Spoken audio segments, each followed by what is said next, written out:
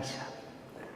Vamos a ver, lo primero de todo, yo les voy a explicar la misa como si ustedes fueran sacerdotes, porque aunque sean laicos, ¿hay aquí algún sacerdote? Se ha dicho de paso si quiere levantar la mano por... No hay ninguno. Vale, muy bien. Porque aunque ustedes sean laicos, ustedes pueden vivir la misa tan profundamente o más que cualquier sacerdote o que el obispo o que el papa. Lo mismo. A veces el sacerdote puede estar cansado, es su tercera misa, puede estar pasando un momento de tibieza espiritual, hay que ser comprensivos. Pueden pasar 1000 asuntos y sin embargo puede haber allí un fiel, una viejecita sin ninguna cultura, que está viviendo la misa con todo su amor, con toda su intensidad. Y ante los ojos de Dios, el ofrecimiento que hace esa viejecita de Cristo al Padre a través del sacerdote, a través de las manos del sacerdote, vale más que lo que está haciendo el sacerdote subjetivamente, lo que él como persona está haciendo. Por eso se lo voy a explicar con todo detalle, porque ustedes merecen conocer los simbolismos, los pensamientos espirituales que se pueden aplicar, lo mismo que cualquier otro, lo mismo. Incluso el que conozcan las partes del sacerdote les ayudarán a ustedes, puesto que lo que ven es el sacerdote. A lo mejor en algún momento les parece que es demasiado lo que yo digo, pero dense cuenta de que el Padre Pío, sus misas no bajaban de 2 horas. Cuando él celebraba, él decía que meditaba y vivía toda la pasión de Cristo, toda, en cada rúbrica, en cada parte de la misa, se imaginaba estar viviendo un determinado momento de la pasión. Entonces, la misa no se la hacía larga, jamás se la hacía aburrida. Incluso cuando a veces, porque había tanta gente escuchando, viéndole decir misa, él la decía bajito y apenas se le oía. Y además, al fondo allí de la iglesia, apenas se le escuchaba en las misas normales, por lo que tengo entendido, incluso la que hay grabada en YouTube, al final ya, pues, él ya está muy anciano y se le oye poco. Pero había ruido, mucha gente, y le decían, no le cuesta concentrarse. Y decía, no, me imagino la pasión. Y en la pasión había mucha gente, había ruido, había de todo. Y eso no estropeaba la pasión de Cristo. ¿Qué hacer para vivir la misa mejor que nunca? Como les decía a los sacerdotes de donde yo vengo, en la diócesis que estaba aquí en México, Canon 909. El sacerdote no omita la preparación para ofrecer el santo sacrificio, ni tampoco la acción de gracias.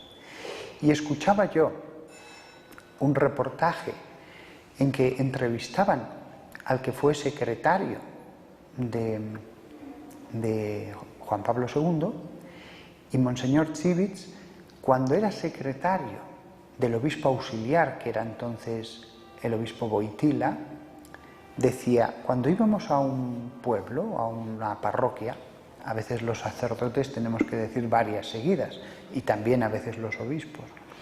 Cuando nos acercábamos a un pueblo, 10 minutos antes, él se callaba, ya no hablaba conmigo, y se recogía en el coche para prepararse a la misa. Y si tenía que ir a otro lado, a otra misa, a lo que sea, se montaba en el coche y durante 10 minutos él estaba haciendo la acción de gracias.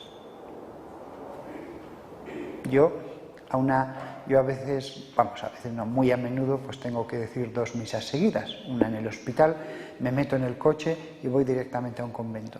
Pues se lo he dicho a las personas que me acompañan.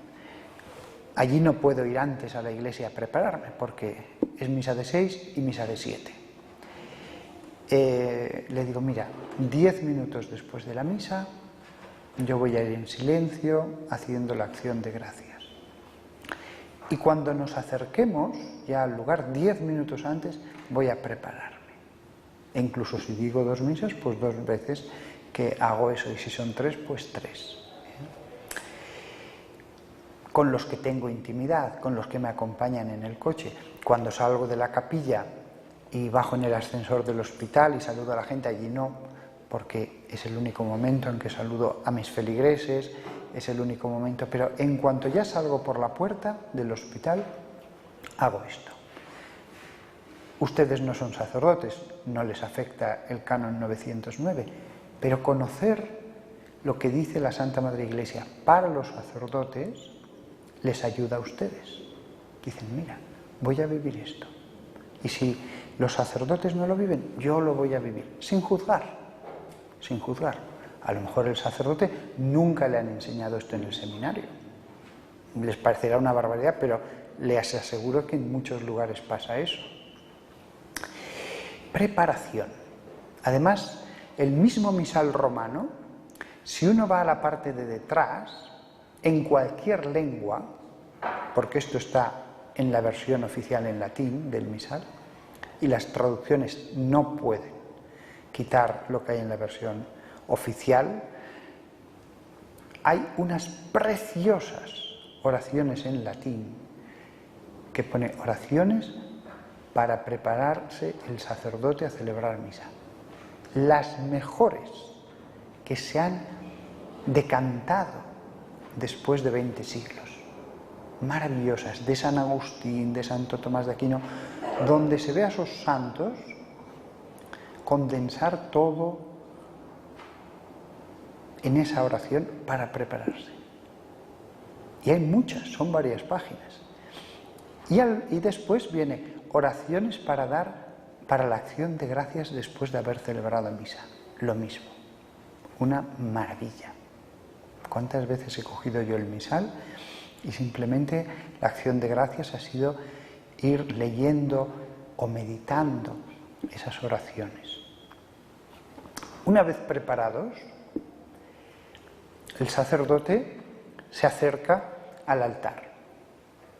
Como yo he escuchado a santos sacerdotes, el mismo cardenal Bona, un antiguo cardenal de otro siglo, escribía en su libro El sacrificio de la misa, el sacerdote acercándose al altar es como si se acercara Cristo al Calvario.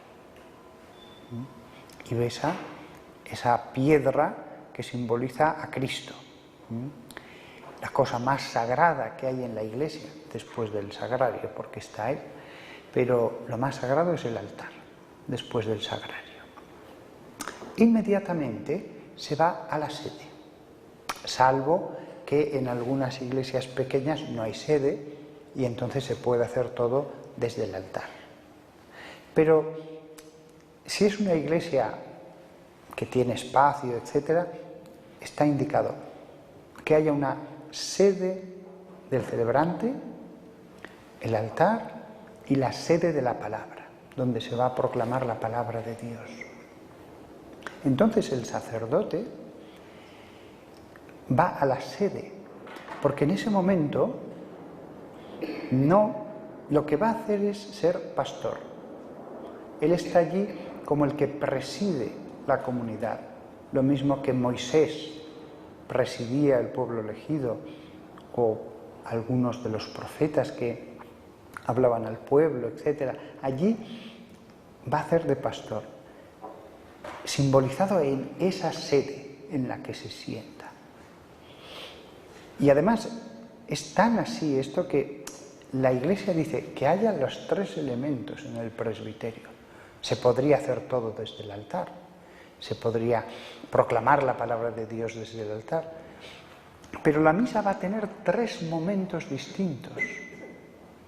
en un momento dado es Cristo, es los misterios del cuerpo y la sangre. En otro momento el centro de todo es la palabra de Dios. Pero en este primer momento es el pastor que nos va a dirigir la palabra, el pastor que preside una serie de ritos iniciales, así se llama esta parte. Lo primero que hace es marcar la señal de la cruz sobre él, la Santísima Trinidad. Todo lo que va a hacerse se hace en su nombre, porque así lo han cargado, en su honor. Nos estamos convocados en honor de la Santísima Trinidad, para su alabanza. ¿Cómo comienza la misa? ¿Qué es lo primero que se dice? La Santísima Trinidad. No se podía haber comenzado mejor la misa. Porque incluso si dijéramos Dios, la revelación del Nuevo Testamento, lo más profundo del misterio de Dios es la Trinidad. Con lo cual es un comienzo óptimo. Y no simplemente la mencionamos, sino que nos signamos, nos marcamos en ese nombre. Es como pedirle que venga en nuestra ayuda para lo que vamos a hacer. Todos, sacerdotes y fieles. Después dice una palabra antiquísima que está en las más antiguas liturgias romanas y que se ha conservado tal cual. Esta frase es verdaderamente arqueológica. Otras cosas se han añadido al final de la Edad Antigua o en un momento de la Edad Media o incluso después. Pero la siguiente frase aparece en los más antiguos testimonios de la misa. Dominus vobiscum, el Señor esté con vosotros. Esta frase nos indica cuál es el fin de todo lo que vamos a hacer. El fin de todos estos ritos, partes, etcétera, es solo uno: que el Señor esté con nosotros, que el Señor habite en nosotros, que tengamos presencia de Dios, entonces y cuando salgamos. La presencia de Dios. La diferencia entre un hombre que simplemente trata de cumplir con los mandamientos y ya está, y la presencia de un hombre que intenta santificarse, casi la podríamos resumir en esto: el segundo intenta estar con Dios todo el día. Dominus vobiscum. Y entonces el pueblo dice una cosa que seguro que la han dicho siempre por rutina. Yo mismo me confieso de ello. Y eso que yo predico esto, pero bueno. Dice una cosa que es un deseo, una petición al Señor. Et cum spiritu tuo, y con tu espíritu. Todo el pueblo fiel pide a Dios, aunque no lo mencione, que Dios esté más en el espíritu del sacerdote. Fíjense, si esto se acuerdan, yo confieso que me suelo olvidar, pero si se acuerdan, cada misa, varias veces, van a pedir a Dios la santificación del sacerdote. Frase brevísima, pero que se puede hacer de corazón. Después el sacerdote dice: hermanos, para celebrar dignamente estos santos misterios, no es un misterio, son muchos misterios los que conforman la misa, misterios espirituales. Los grandes misterios, por supuesto, son los del cuerpo y la sangre de Cristo, pero alrededor de ellos vamos a ver en la misa que hay más cosas. Para prepararnos, reconozcamos nuestros pecados. Entonces dice la rúbrica que el sacerdote dejará un momento de pausa. Lo ideal no es que el sacerdote deje 3 segundos, tic-tac, tic-tac, tic-tac. En este tiempo no se puede pensar en nada. No se puede pensar en nada.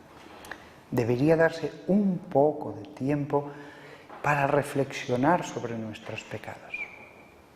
No es que tenga que estar un minuto, no, pero 3 segundos tampoco. 6 segundos, 8, 10, tampoco más. No es un momento de oración mental, pero que dé tiempo a algo. Que el sacerdote no lo hace, que es lo normal en España y en casi todas partes, tranquilos. Yo se lo digo para que lo vivan, para que lo piensen. Hay que reflexionar en algo en concreto, o en nosotros como pecadores, o en la necesidad que tenemos de arrepentirnos de, iba a decir de tantas cosas, pero algo en concreto, algo que nos duele. Después de ese silencio, porque como dice el misal, la misa está compuesta de palabras, de acciones, vamos a ir viendo qué acciones hace, y de silencios sagrados. Hay que vivir los silencios. Después de ese momento de silencio comienza la petición de perdón. El yo confieso, si se hace de corazón, esa petición de perdón, para prepararnos a celebrar estos sagrados misterios, purifica. Por supuesto que si una persona está en pecado mortal, tiene que confesarse. Por supuesto. Pero si tenemos pecados veniales, el yo confieso bien rezado purifica. ¿Cuánto animo yo a los sacerdotes, aunque aquí solo haya uno, a que se rece con lentitud? Yo tengo la inmensa suerte de que la segunda misa la celebro en un convento y las monjas son las que a coro van diciendo el yo confieso muy lentamente, muy lentamente. Y la gente pues ya se acopla a ese ritmo. Incluso si una persona estuviera en pecado mortal, incluso si una persona estuviera en una situación matrimonial fuera de los mandamientos de Dios, si en ese momento pide purificación, pide perdón, algo se purificará. Incluso el pecador, que todavía no tiene fuerza para abandonar los pecados que más le cuesta abandonar, si pide perdón de todo lo demás, también él algo se purifica, también él sale más limpio. Siempre lo ideal a la hora de pedir perdón es pedir perdón de todo, sin condiciones, Señor, lo que tú quieres.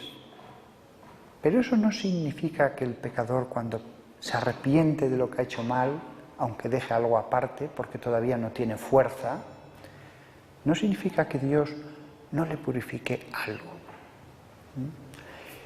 Acabado esto, estamos más limpios. Hago notar que en un momento dado, por mi culpa, aquí ya tenemos una acción. Recordad lo que he dicho, lo que dice el misal: palabras, acciones, silencios. De las 3 cosas está compuesta la misa. La acción de golpearle no es solamente hablar, es un modo de decir yo. No le echo la culpa a que yo soy el que ha tomado esas decisiones. Yo.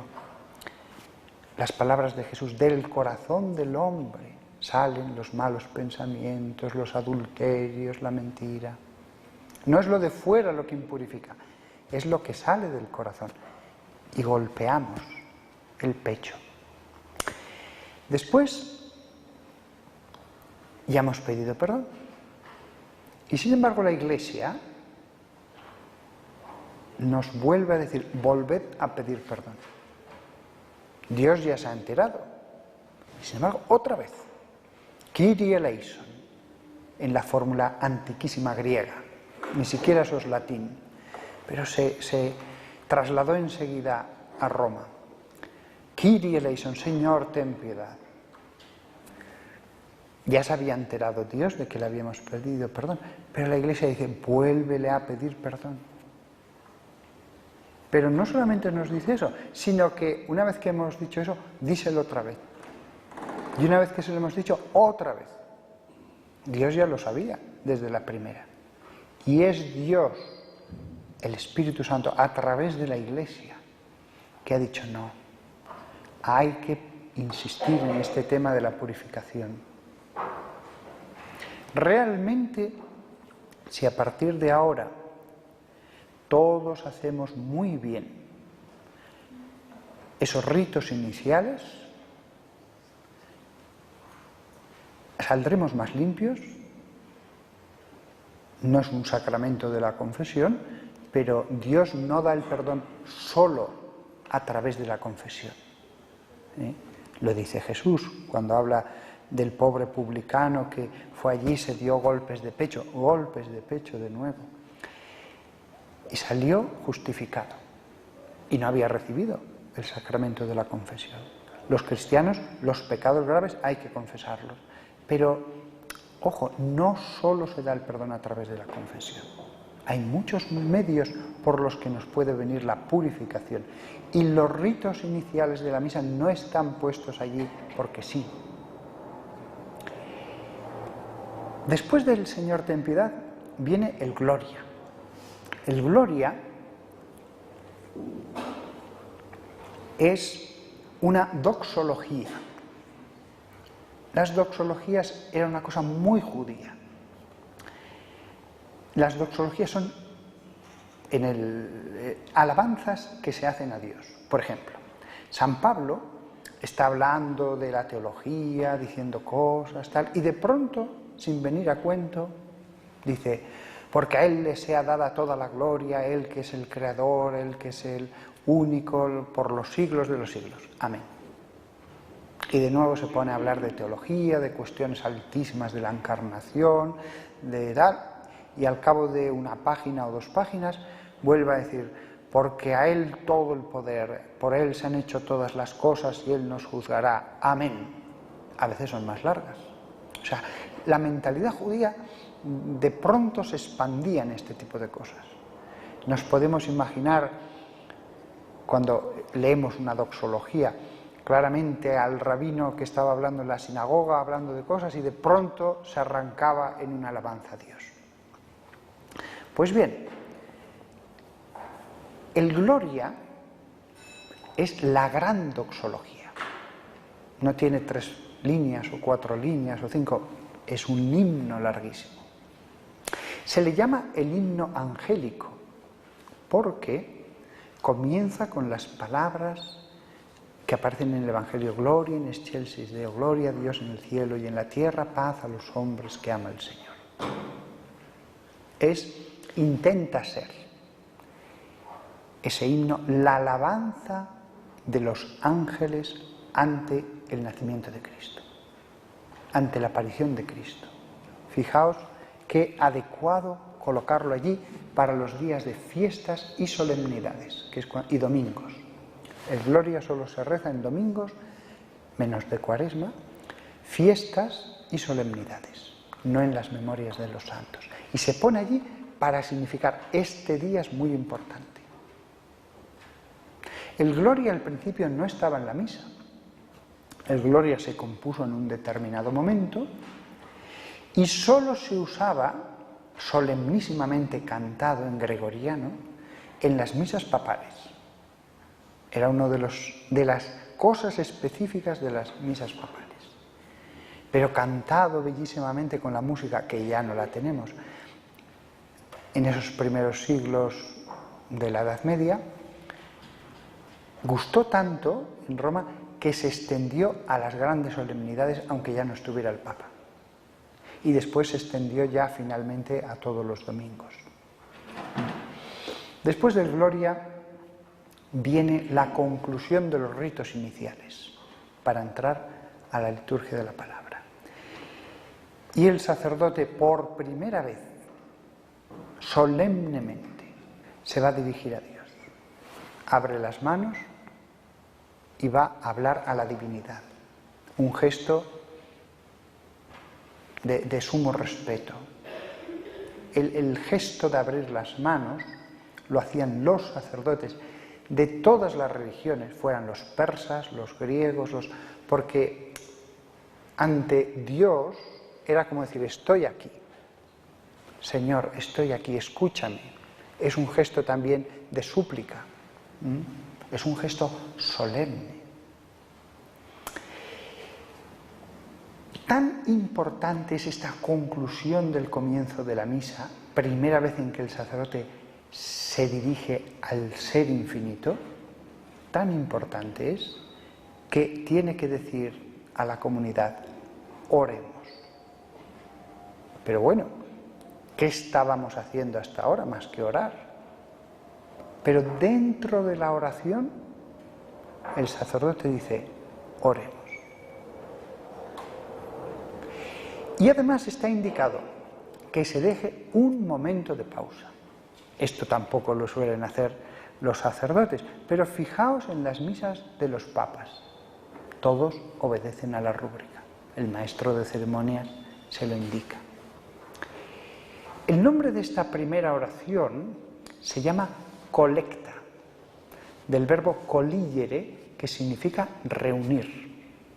Reunir gavillas de trigo, formando haces, reunir las manzanas en una cesta, coligere.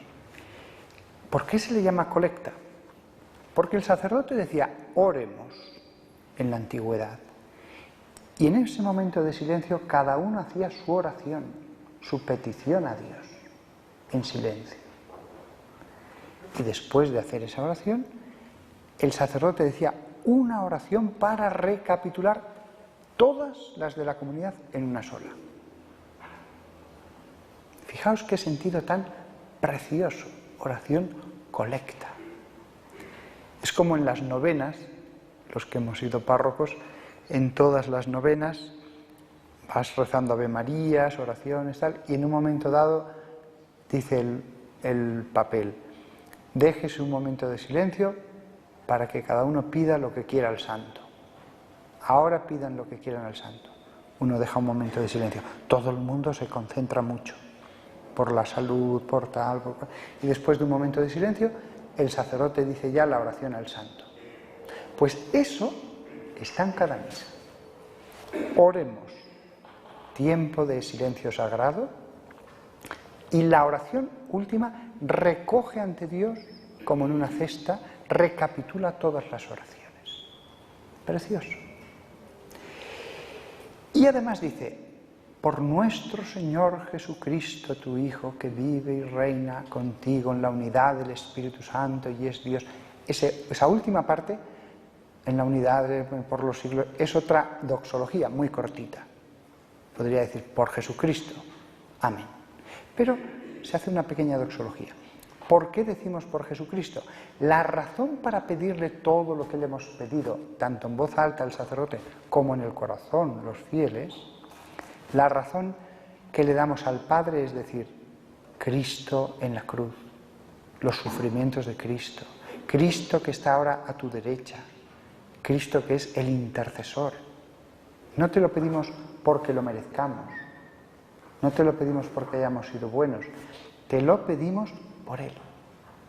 Jesús intercede por nosotros, nosotros no merecemos nada. Fijaos qué sentido tan interesante. La terminación larga, por nuestro Señor Jesucristo, tu Hijo, solo se hace 2 veces en toda la misa. En la oración del principio, oración colecta, y la oración del final, la oración postcomunión. En el resto de veces que invoquemos la intercesión de Cristo, para no hacerla toda tan larga, siempre diremos la breve, por Jesucristo nuestro Señor. Amén. Fijaos lo bien pensado que está en la Iglesia. No tendría ningún sentido repetir lo largo una y otra vez. Basta con decirlo al principio y al final y después ya la breve. Invocamos su intercesión de modo breve. Acabado esto, nos sentamos. ¿Por qué? Se va a proclamar la palabra. Dios nos va a hablar. Y el modo en que escucha el alumno es sentado. Oramos de pie. Todas las oraciones de la misa son de pie. Pero el momento en que ya somos alumnos, que vamos a escuchar al maestro, nos sentamos. Y entonces Dios nos habla. Dios nos habla en su palabra. Es cierto que ha dado esa palabra a través de hombres, pero es Dios. Nada hay en la Biblia que no haya sido su autor Dios. El amor que tienen los protestantes a la Biblia lo sacaron de la Iglesia. La Iglesia les enseñó ese amor. No aman más los protestantes la Biblia que los católicos. Para ellos es la palabra de Dios y para nosotros es la palabra de Dios. La Biblia tampoco cayó del cielo en las manos de Lutero. La Biblia, la Iglesia la entregó generación tras generación a la humanidad. ¿Por qué sabemos que estos libros forman parte de la Biblia? Porque la Iglesia lo dijo, aunque después Lutero sacó algunos que no le encajaban para nada en lo que decía, pero hasta el número de libros, todo, es porque la Iglesia lo dijo, aunque él sacara algunos que no encajaban en su teología. El amor a la Biblia. Y entonces escuchamos la palabra de Dios. Dios nos habla. Tenemos que tener oído abierto a Él que nos va a enseñar. Yo siempre que me siento en la sede, en el presbiterio, intento concentrarme. Señor, ¿qué me quieres decir? ¿Qué me vas a decir hoy? Y después, cuando alguno de vosotros sea lector, no lo hagáis el palabra de Dios todo seguido, porque esto tal y los filisteos tal, palabra de Dios. No. Tal, un silencio y una proclamación. Palabra de Dios. Un acto de fe. Después de dejar unos segundos de pausa mínimos, que no sea un punto y seguido, sino un momento. Después de eso, la Iglesia nos hace volver a escuchar la palabra de Dios, pero de un modo orante, el Salmo. Escuchamos, pero oramos a través del Salmo. Nosotros oramos a través de lo que se está leyendo. O escuchamos a Dios, que nos dice algo en concreto. Los salmos están compuestos de esas dos cosas. Habla Dios, habla el alma. Habla Dios, habla el alma. Y para que nos insertemos más en esa oración, que es palabra de Dios, está la antífona. Nosotros no recitamos a coro el salmo, no nos lo sabemos de memoria, los 150, pero nos insertamos en la antífona que repetimos todos juntos. Es un modo de unirnos a todo eso. Además, las antífonas no son simplemente un versículo y ya está, son versículos sumamente escogidos. Son versículos que se pueden usar como jaculatoria. A veces queremos escoger jaculatorias. Las antífonas son todas perfectas. Después del Salmo, los domingos y festividades viene una segunda lectura. Cuando hay dos lecturas, la primera siempre es del Antiguo Testamento, oramos y escuchamos el Nuevo Testamento. Después viene el Aleluya, la alegría de la resurrección de Cristo. El Aleluya tiene insertado, como si lo engarzara, otra antífona, especialmente escogida. No todos los versículos de la palabra de Dios son igual de perfectos para una antífona. Si simplemente leemos en el libro de Jueces y entonces Sansón mató a 200 filisteos, pues allí no es lo mejor para ser una antífona, no es lo mejor para jaculatoria. El Aleluya de por sí es especialmente apto para ser cantado. Cierto que se puede recitar, pero yo incluso cuando estoy solo y tengo tiempo, en la misa del hospital no tengo tiempo porque a las 7 hay otra misa, lo canto. Aleluya. Es bueno que nos unamos en ese canto. El aleluya nos parece estar pidiendo ser cantado. Aleluya. Eso es muy sencillo, no hace falta ni tener buena voz, ni saber mucho de música. Y después viene el Evangelio, la culminación de ese ascenso en la liturgia de la palabra.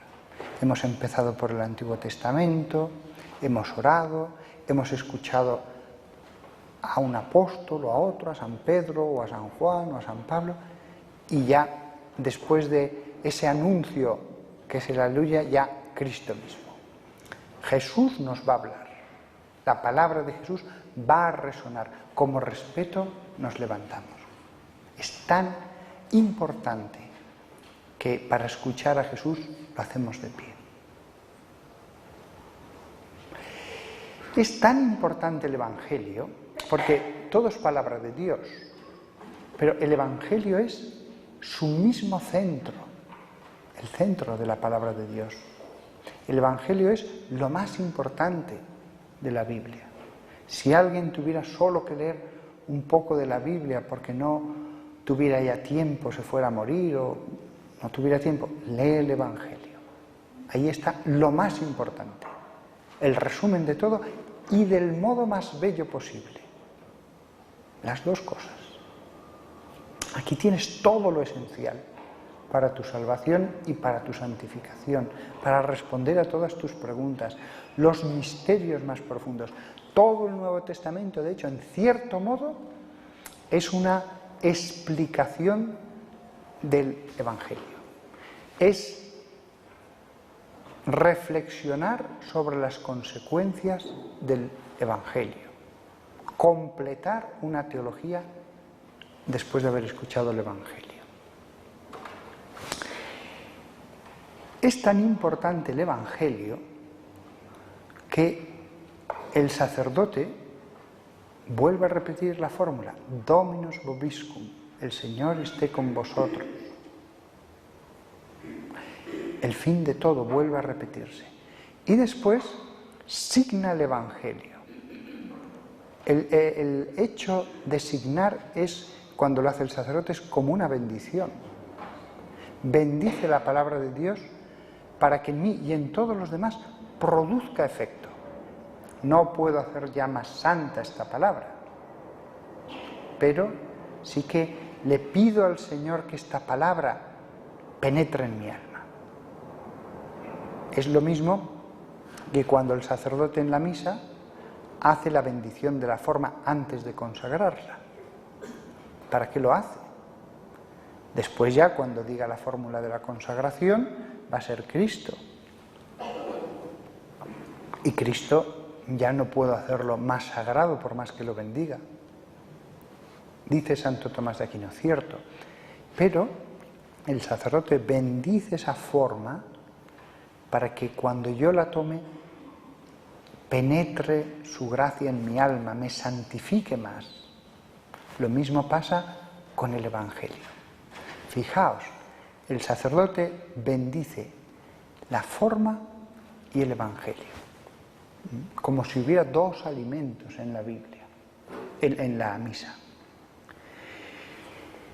Y después no solamente signa el Evangelio, sino que habiendo, digamos así, tocado esas páginas santas, se persigna en la frente, como diciendo, que penetre en mis pensamientos, que penetre en mi boca para que ya no peque con ella, que santifiques estos labios para proclamar el Evangelio, las palabras de Jesús en mi pobre boca, las santísimas palabras de Dios hecho hombre en mi boca, y el corazón de nuevo, de donde salen todas las malas acciones.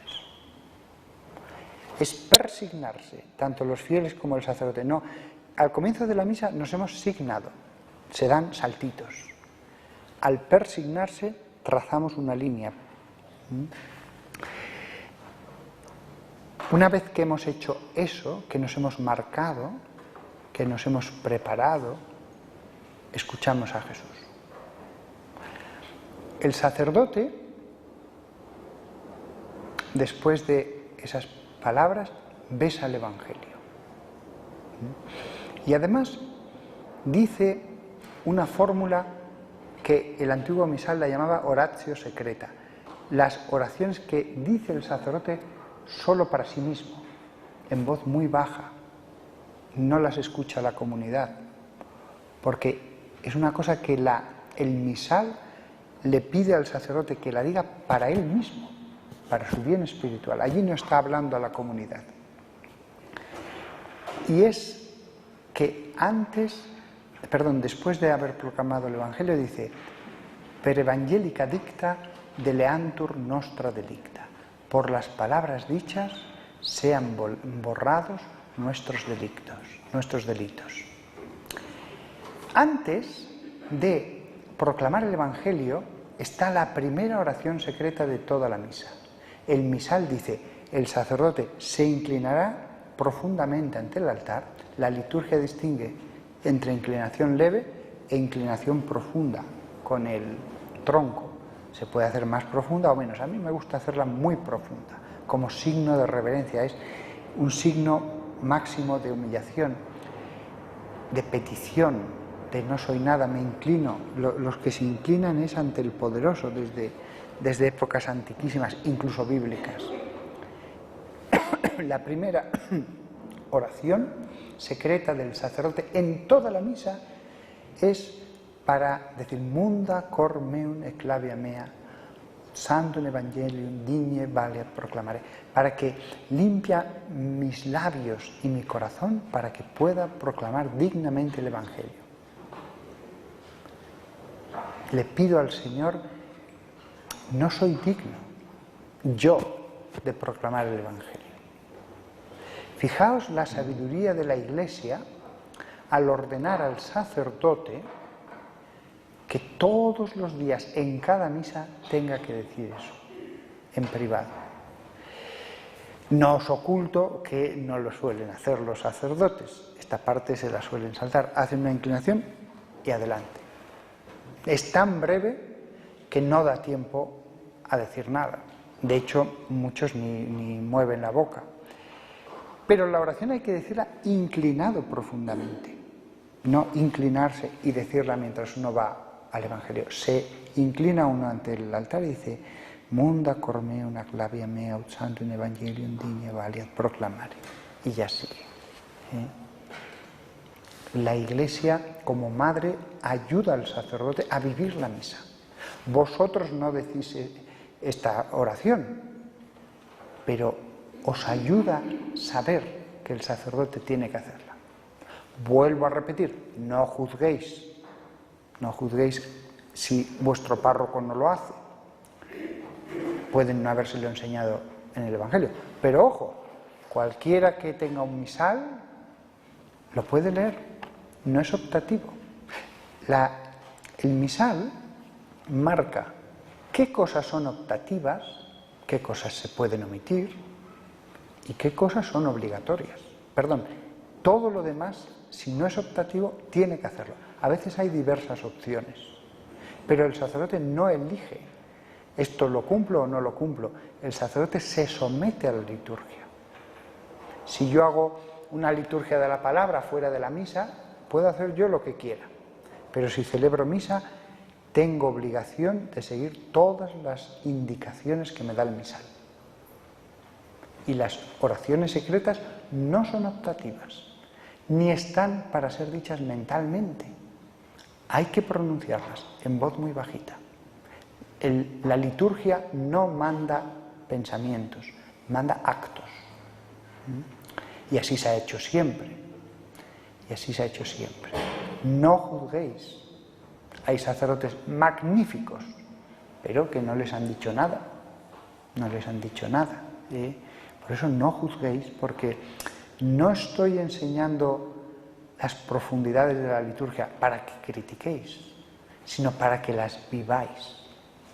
lo mismo que un sacerdote, o más. Bien, acabado el Evangelio, viene la homilía.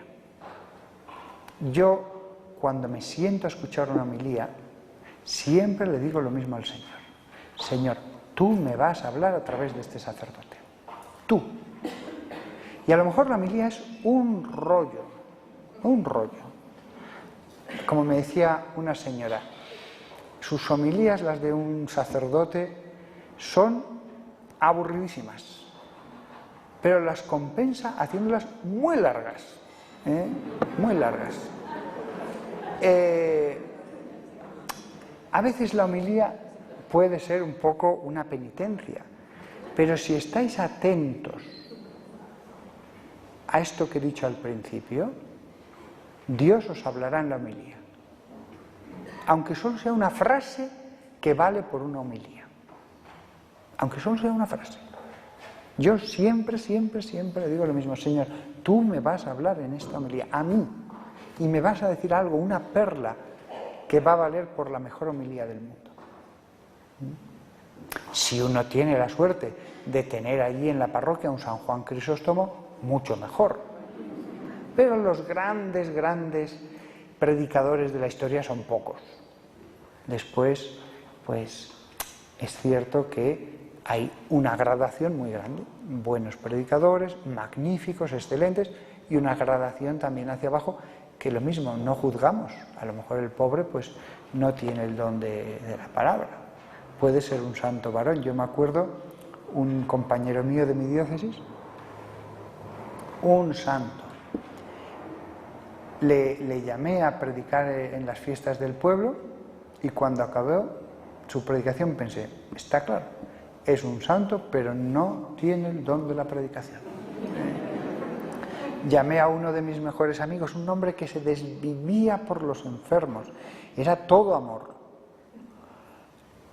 Y yo no lo sabía, a pesar de ser tan amigo, había oído a los fieles y pensaba que le criticaban. Pero cuando predicó en mi parroquia, dije: mamma mía, mamma mía. Bueno, solo os diré una cosa. Me dijo, después de decir: el Señor esté con vosotros, al comienzo, me dijo: ¿puedo decir unas palabras? Sí, claro. Y yo ya me empecé a escamar cuando dijo: sentaos. Aquellas palabras iniciales para preparar una misa de sábado normal y corriente, en España, que si te pasas 10 minutos ya te miran como diciendo: ¿qué pasa aquí? Con el reloj, como si se hubiera estropeado, que lo veas. Pues duraron 35 minutos. Yo dije: pero ¿entonces cuánto va a durar la homilía? Estaba aterrado. Y entonces, aunque yo le invité, le dije: no, la homilía la hago yo. Hice la homilía más breve de toda la historia de la humanidad. No duró ni un minuto, unos segundos. A veces hay magníficos predicadores o razonables, a veces no.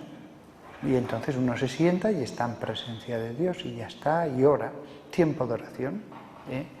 No hay que estar en el interior criticando, no. Si otros tienen un buen predicador, fantástico. Hay de todo en la Iglesia. Pero al que le toque uno malo, que ore. Cuando acabamos la homilía, ¿cuál es la respuesta a la homilía? La comunidad responde a la homilía de un modo bellísimo. Creo en Dios, Padre, la fe, la proclamación de la fe. Realmente está muy bien pensado. Y después, y en el credo hay una acción, aunque también esta no se suele hacer, y es que el credo es la fe, y lo decimos de pie porque es una proclamación de nuestra fe. Pero dentro de esa proclamación de la fe hay una parte especialmente sagrada, que es la encarnación de Cristo, el momento en que la historia se partió, en un antes y un después. Y en ese momento el misal dice que se hará inclinación profunda. Y se encarnó por obra del Espíritu Santo y nació de Santa María Virgen. Allí de nuevo, inclinación profunda. el sacerdote y los fieles. Después vienen las preces. Esto no existía en la misa medieval. Había existido en la liturgia antigua, la de la época del Imperio Romano. Y el Concilio Vaticano II, muy sabiamente, decidió recuperarlo. Que toda la comunidad tenga un momento en que pueda orar, en que pueda poner sus súplicas. Oración de los fieles. Los fieles en ese momento intervienen. Los fieles han proclamado la palabra de Dios. Los fieles han intervenido lo mismo que el sacerdote en determinadas oraciones. El yo confieso, el Señor ten piedad, en el gloria.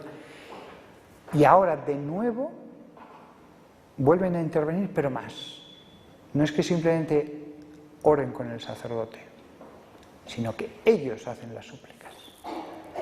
La oración de los fieles sí que puede ser leída de libros litúrgicos o confeccionada por la comunidad con el sacerdote, poniendo las peticiones que creáis más convenientes. Se pueden hacer oraciones de los fieles bellísimas, diciendo, pues mira, para hacer más consciente a todos los que estamos aquí, vamos a pedir por este tipo de enfermos, por este otro, tal, o otro domingo decir, pues nos vamos a fijar en distintas formas de pobreza, o en otro momento vamos a fijarnos por distintos niveles de la jerarquía de la Iglesia, etcétera, etcétera. Las oraciones de los fieles las preces son preces, no son, si las hacéis vosotros, porque os lo ha encargado el sacerdote, no son pequeños sermones, es hacer una petición. Más largo, más breve, pero no son microsermones cada una de ellas, porque entonces se hacen largas y pesadas. Acabada la oración de los fieles, el sacerdote hace una última oración para recapitular todo eso y ya comenzamos la liturgia eucarística. Pasamos de la liturgia de la palabra a la liturgia eucarística. Se cambia de parte en la misa, físicamente hablando, se pasa al altar. Ya no estamos proclamando la palabra, ya no estamos el sacerdote como pastor. Aquí está como sacerdote. Ha ejercido, digámoslo así, al principio como pastor, como un Moisés, ha ejercido después como un rabino, como el que explica las Escrituras, como maestro. Ahora va a ejercer como sacerdote.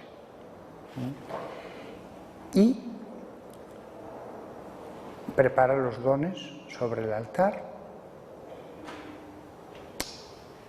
después los ofrece, dice el misal, los eleva un poco sobre el altar. No es el momento de elevarlos así. Después sí que mostrará a la comunidad para la adoración la Eucaristía, pero en ese momento solo los está presentando ante Dios. Dice un poco. Después no vendrá la elevación, pero distingue la liturgia entre las dos elevaciones. Esa parte del sacerdote la puede decir, bendice Señor este pan, la puede decir en voz baja o en voz alta. Esa fórmula de bendiciones totalmente rabínica. Si leéis fórmulas de bendiciones rabínicas para la noche de Pascua, está tal cual. Y la del vino lo mismo. En el fondo, la misa es la noche pascual, es aquel sábado, es aquella cena en que el padre de familia hacía esas oraciones con la copa, lo mismo pasa en la misa. El que las puso, porque esto no estaba en la misa medieval, fue obra del Vaticano II, lo hizo con mucho conocimiento de la liturgia y de las fuentes antiguas. Engarzó allí eso con nuestros orígenes. A mí me gusta decirlo en voz baja para que la gente tenga un poco de tiempo de silencio y de meditación. Porque además se une, después de haber ofrecido a Dios como si estuviera en esa cena de Jesús, o cualquier judío en la tierra prometida después de salir de Egipto, después de eso hace de nuevo inclinación profunda y dice otra oración secreta, in spiritu militatis et in animo contrito, etc., porque es un poco más larga. Pide con humildad que ese sacrificio vaya a ser recibido por Dios. Lo pide, no lo da por supuesto. No dice, aquí estoy yo, que soy santo, puro, perfecto, yo no soy nada, tengo que pedir a Dios que esto que le voy a ofrecer, toda esta liturgia, todo este sacrificio de mis manos, lo acepte. A Jesús claro que lo va a aceptar sobre el altar, pero mi intervención, mi sacrificio, yo sacrificando eso ya no está tan claro. Cada sacerdote en la misa tiene que pedirlo a Dios. In spiritu militatis, en espíritu de humildad, et in ánimo contrito, y con ánimo contrito, suscipiamur a te Domine, seamos recibidos por ti, Señor, etc. Es más larga. Después el sacerdote va a un lado del altar, porque lo que va a hacer ahora no es un acto de adoración, sino lavarse las manos, aunque se las haya lavado en la sacristía, pero el misal dice, lávese en ese momento las manos, es un símbolo de purificación. Y para que quede claro, mientras se lava las manos, tiene que volver a decir otra oración secreta, lávame Domine ab iniquitate mia et a peccato meo mundami. Alguno quizás estará pensando, ¿pero está explicando la misa del Vaticano II o la tridentina? No, la del Vaticano II, la del Vaticano II. La riqueza de la misa del Vaticano II es tremenda, tremenda. Otra cosa es que sin maldad ninguna, pues hubo unos años en el posconcilio en que lo importante es el amor y ya está. Y todas estas cosas se descuidaron en muchos seminarios, sin maldad ninguna. Pero la misa del Vaticano II es grandiosa, hecha por los mejores liturgistas que existían en ese momento, muchos de ellos benedictinos, que habían dedicado toda su vida a estudiar todas las liturgias de la historia, de la Iglesia, orientales y occidentales, e hicieron una obra grandiosa. A mí me gusta lavarme bien las manos, no echar un poquitín, unas gotas, una gran jarra, me las lavo sin prisa, me las seco sin prisa y vuelvo al centro del altar. Y entonces el sacerdote dice una fórmula haciendo este gesto con las manos. Orad, hermanos, para que este sacrificio mío y vuestro, este gesto se hace dos veces en la misa. Fijaos, orad, hermanos, para que este sacrificio mío y vuestro, hace así dar, pero al mismo tiempo después recibir, acoger las oraciones de todos los que estáis allí. La rúbrica es clara, extenderá y juntará los brazos de nuevo sobre el pecho. Doy, acojo. De nuevo el sacerdote expresa que está recogiendo vuestras plegarias. Los fieles no están en la misa como meros testigos de lo que hace el sacerdote. Los fieles participan de ese sacrificio. Incluso si estamos 100 sacerdotes concelebrando, es uno el que va a ofrecer las cosas con sus manos. Pero todos los sacerdotes nos estamos uniendo en un mismo sacrificio. Estamos concelebrando. Vosotros os unís a la celebración del sacerdote. Bueno, la celebración de la misa, la celebración es de todos también en cierto sentido, aunque el sacerdote va a hacer unas cosas específicas, pero el sacerdote está recogiendo lo que estáis haciendo vosotros de un modo invisible. No estáis como testigos, estáis participando, lo mismo que el sacerdote que concelebra No hace falta que él eleve la patena, no hace falta que él diga todas las plegarias. Las van a decir solamente 3 o 5, dependiendo de la plegaria que use, el canon 1. Pero no importa, porque todo se une allí, de un modo espiritual. Orad, hermanos. Y después entra el prefacio. En el prefacio es ya como el atrio para entrar en la parte más santa de la misa, el canon, la gran oración. Pero antes el prefacio, que es como una puerta de entrada. Perdón, antes del prefacio hay una oración en que el sacerdote vuelve a extender las manos y a orar a la divinidad, la oración sobre las ofrendas. Y después, ya acto seguido, pasa al prefacio, y entre el prefacio y el canon hay 4 cánones, y después otros suplementarios en el final del misal. Hay, decía el cardenal Bona, como el velo del templo, el Sanctus, santo, santo, santo es el Señor. Como si la Iglesia dijera, detente, vas a atravesar el velo, un velo de ángeles, vas a entrar en el canon.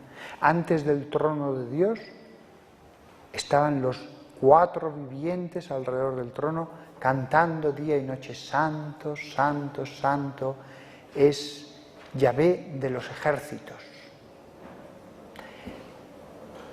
Después de ese momento de adoración en que nos unimos a los ángeles, ya el sacerdote comienza el canon.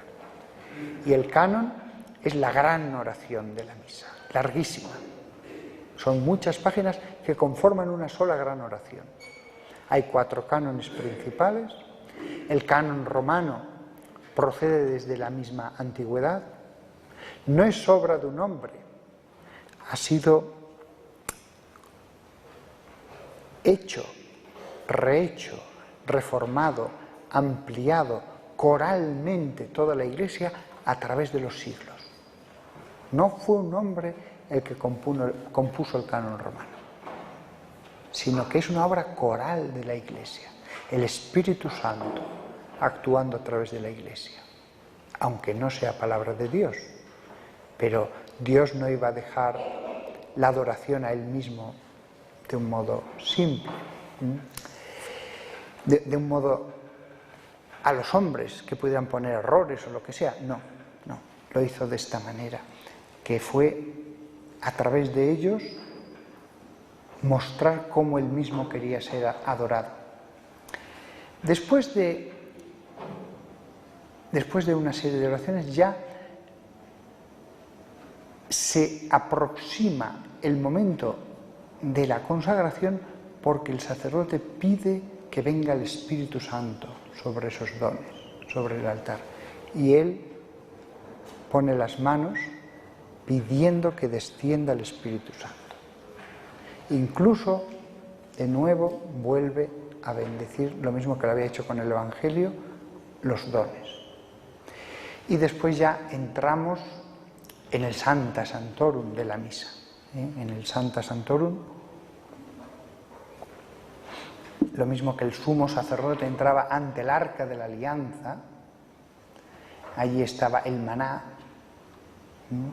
pues el sacerdote va a entrar en la fórmula de la consagración, tal cual fue pronunciada por Jesús en la última cena. Es un momento tan sagrado que hay una pequeña rúbrica en letra roja allí que dice: el sacerdote debe pronunciar estas fórmulas claramente. Así como otras las decía en voz baja, aquí la pronunciación debe ser perfecta.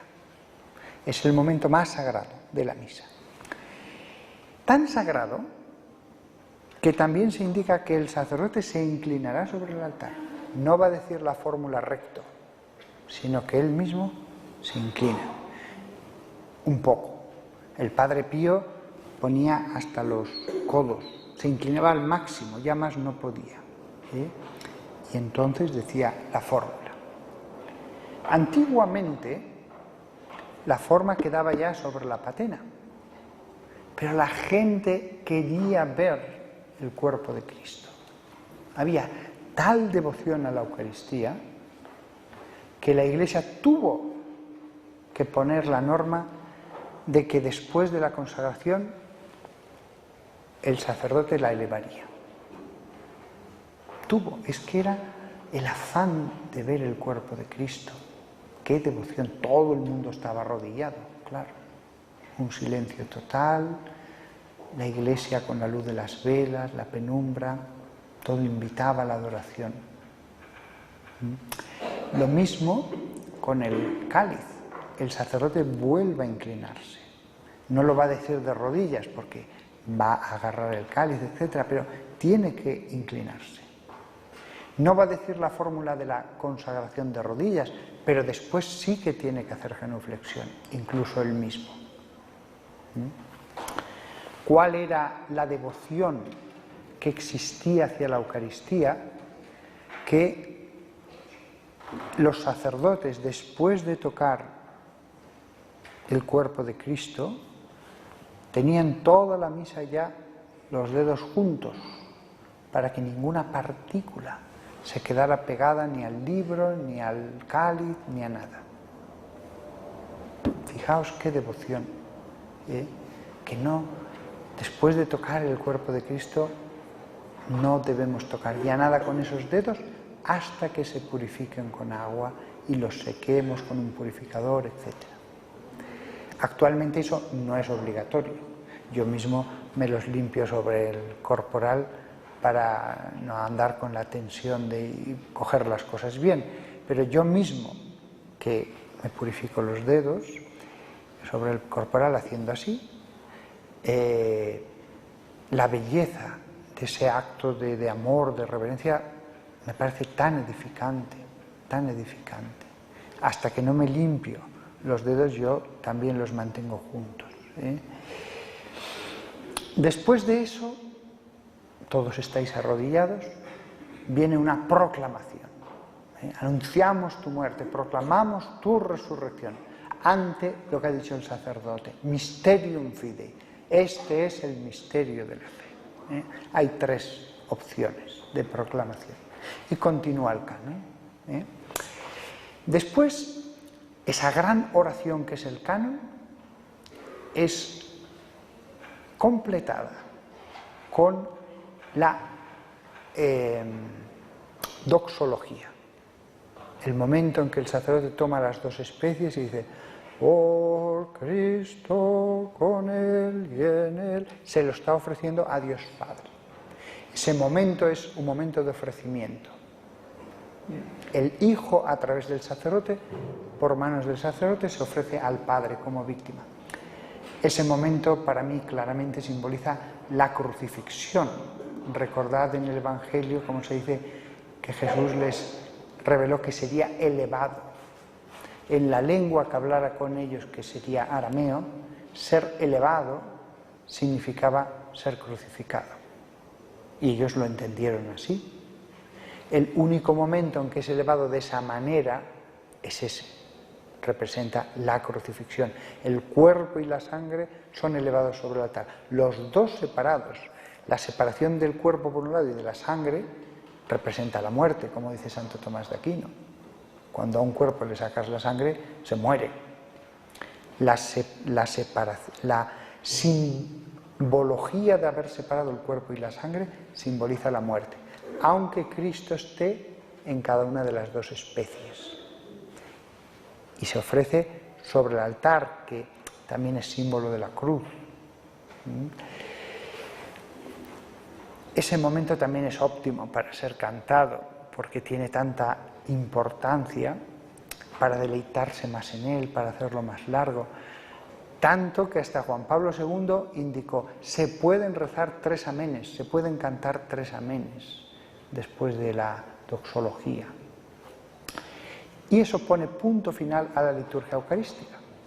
Allí ya entramos en la parte final de la misa, con el Padre Nuestro.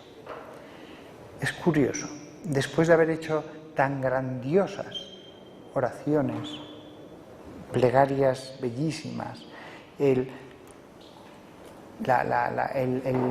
himno angélico.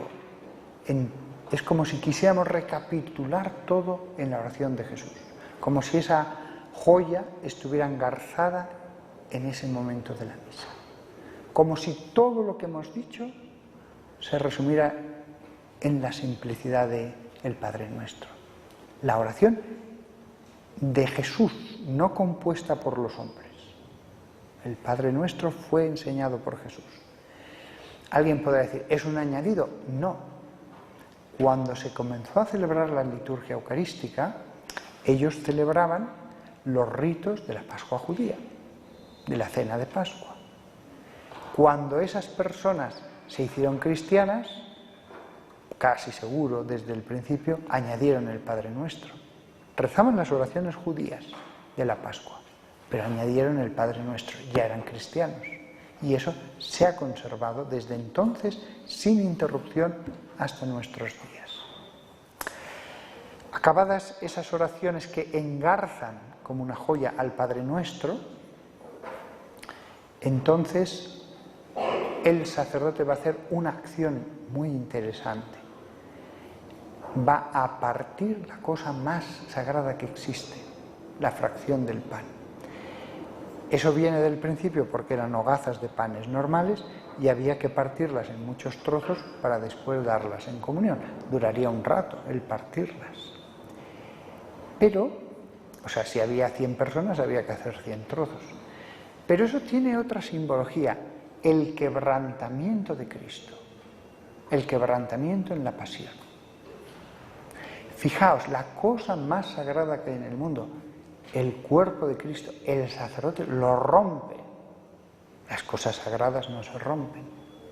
Es una acción que representa tanto la pasión de Cristo, su quebrantamiento, que la Iglesia indica que en ese momento se recite, mejor se cante, el Agnus Dei. Cordero de Dios, que quitas el pecado del mundo.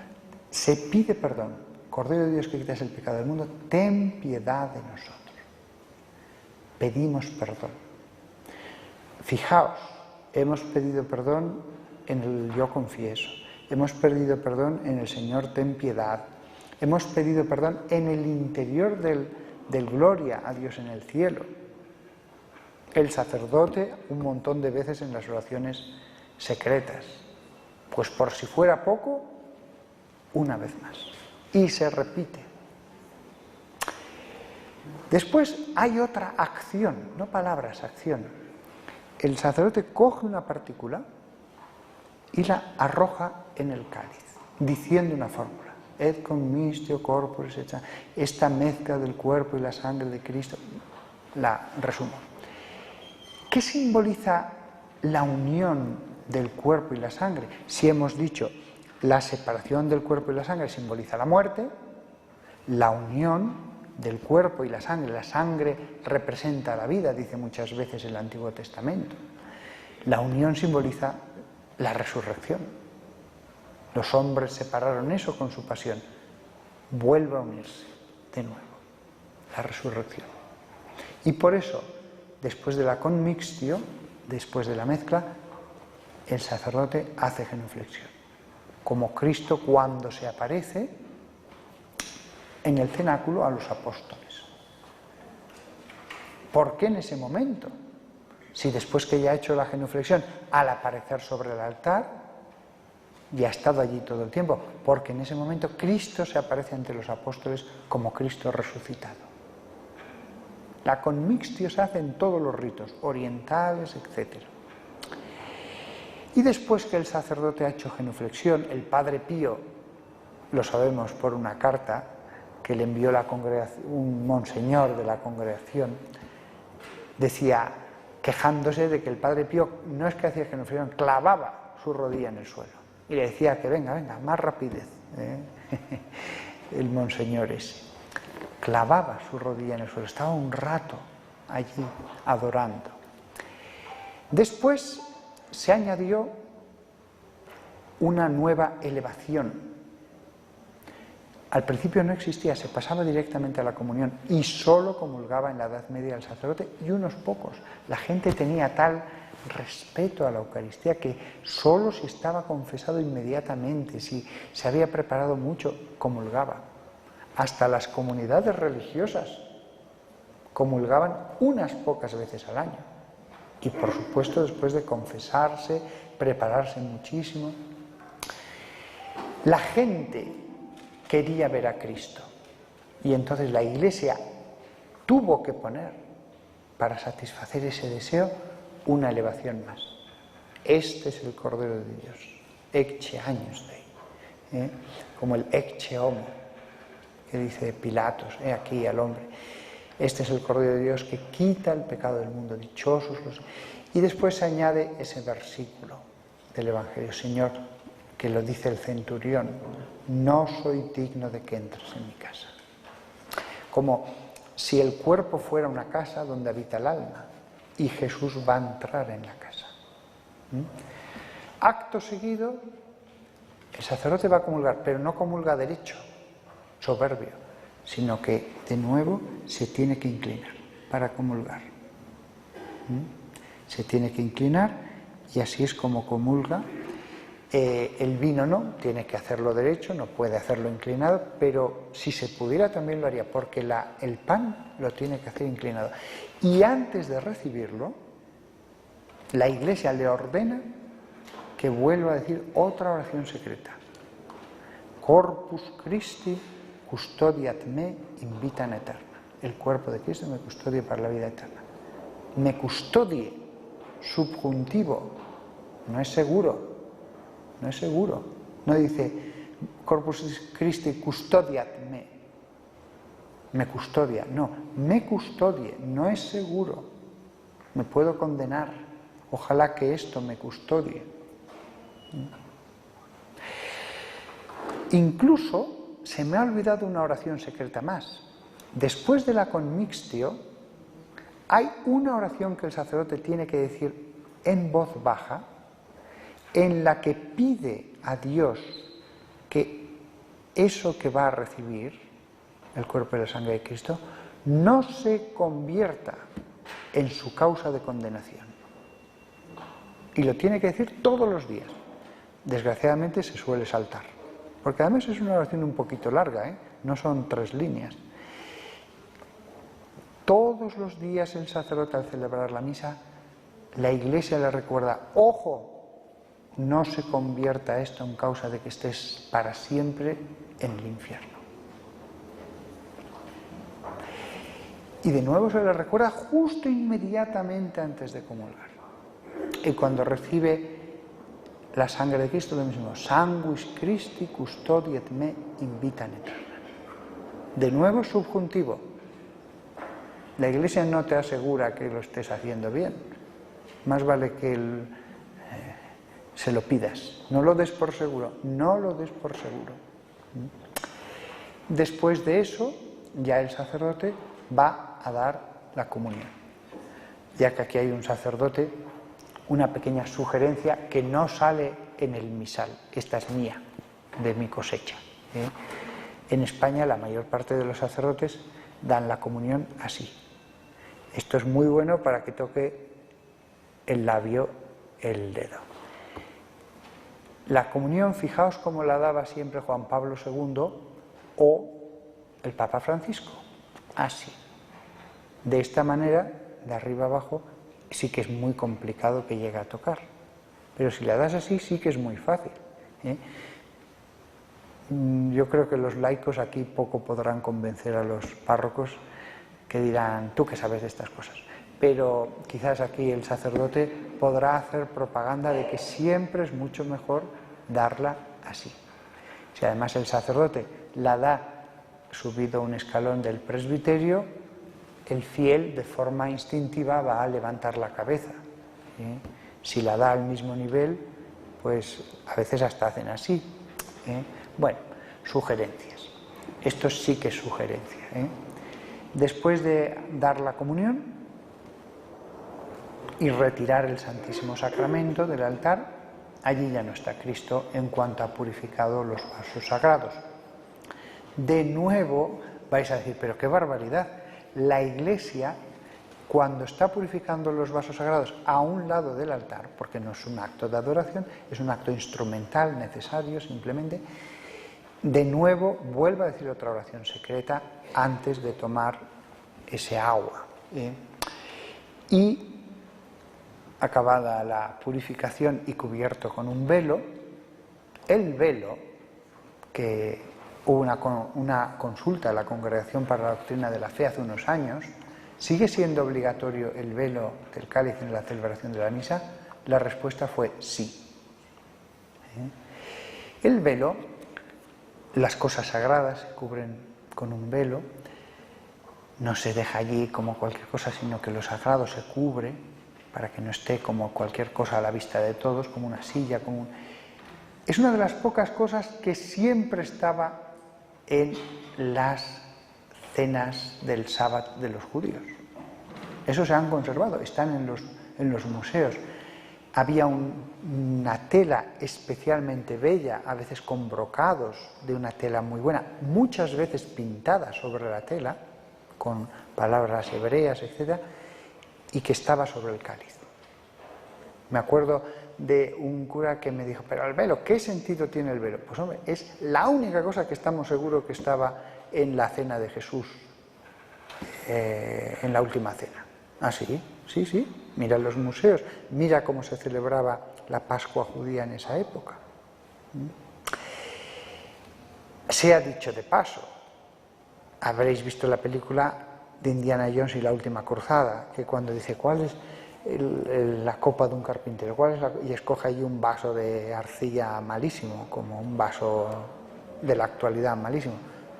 No tenía ni idea el guionista de la película. Hasta la familia más pobre tenía una copa, la más bella, a veces que pasaba de generación en generación, para la celebración de la cena de Pascua. La mejor copa, bellísima, la mejor que pudiera tenerse. Aunque fueran muy pobres, era para toda la vida. Con lo cual, cuando a veces algunos curas han dicho, no, Jesús era pobre, un vaso pobre de arcilla y tal, Jesús les hubiera dicho, no tienes ni idea. Esas ideas de la pobreza, ni los más pobres las seguíamos. Es todo pura teoría ideológica.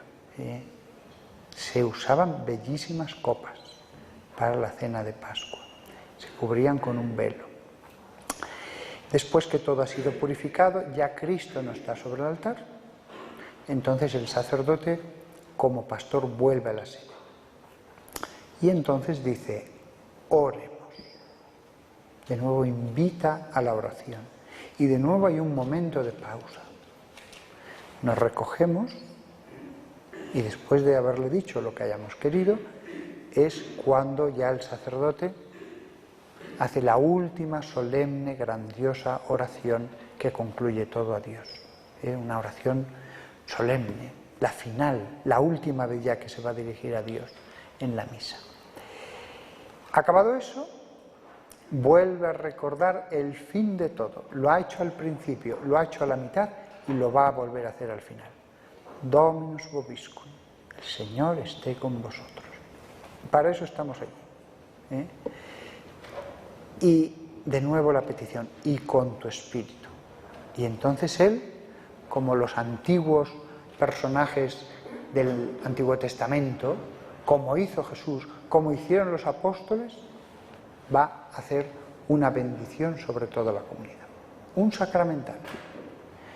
Si uno está consciente, Señor, tú me vas a dar algo a mi alma, algo, pues recibes algo.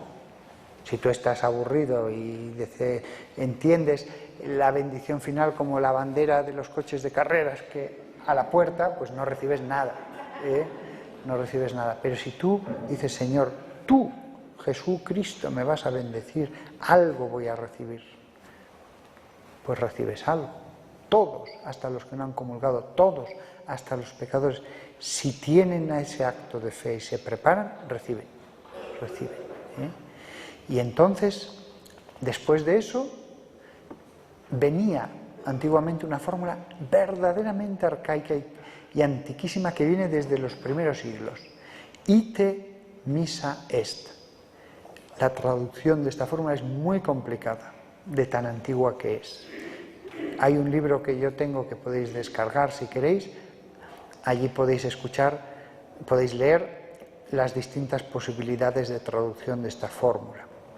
El libro, que se descarga gratis, se titula Las aguas vivas que borbotean. Si todo lo que he dicho decís, pero padre, no me voy a acordar, dentro de 4 meses ya no me acuerdo más que de una pequeña parte. Esto y más, porque es un libro bastante más largo, lo tenéis todo en ese libro. Las aguas vivas que borbotean. Puede ser un libro para leer un poquito antes de cada misa. El ite missa est, había varias opciones de traducción. Y como no sabemos cuál es la verdadera, al final la Iglesia dijo, mira, vamos a decir algo sencillo que todo el mundo lo entienda, podéis ir en paz. No me parece mal. Es un buen modo de despedir la comunidad. Las otras opciones ya eran más complejas. Acabado eso, ves al lugar donde ha estado Cristo, ves al altar y el sacerdote, después de hacer genuflexión ante el sagrario, ya se retira y hace la acción de gracias. Como veis, la misa, si se explican los símbolos que hay, prácticamente ya no hay ni que explicar, porque es lo más importante que podemos hacer en todo el día. Ofrecer el cuerpo y la sangre de Cristo, ofrecer a Cristo mismo al Padre, santificarnos a través de Él. Nada se puede comparar a eso. Ni la liturgia de las horas, ni las devociones privadas, nada. La misa de por sí santifica. La misa de por sí transforma, cambia. Por eso yo os animo a que viváis la misa. Yo os animo a que esto sirva solo de comienzo para un interés litúrgico, para que profundicéis en los misterios de la misa.